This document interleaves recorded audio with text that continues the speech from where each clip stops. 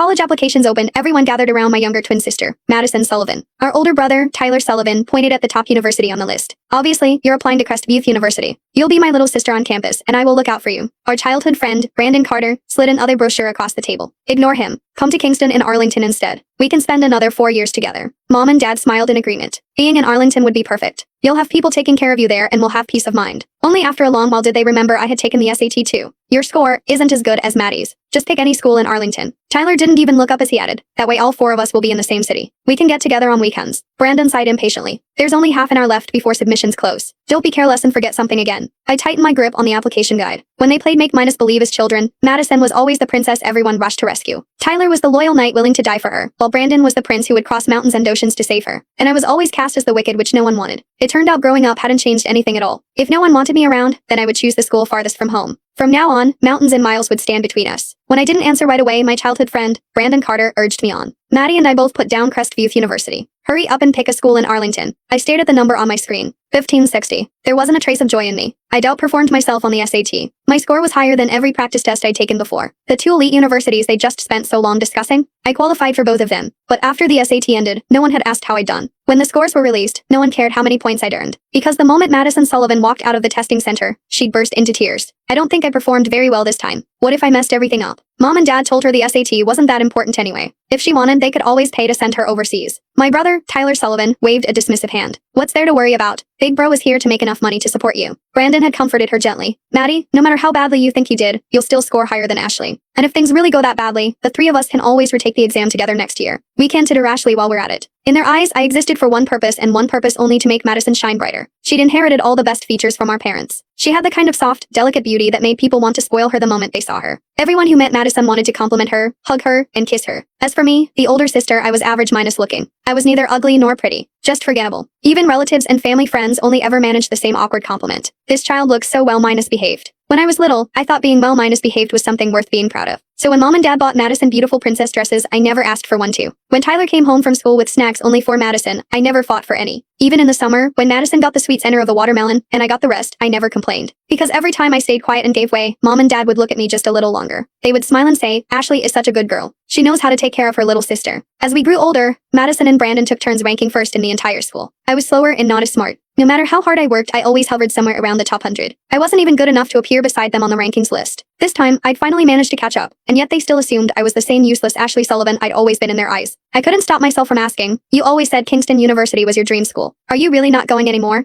Brandon froze. Then he let out a scoff as though the answer were obvious. What's the difference between Kingston and Crestview? The important thing is where Maddie wants to go.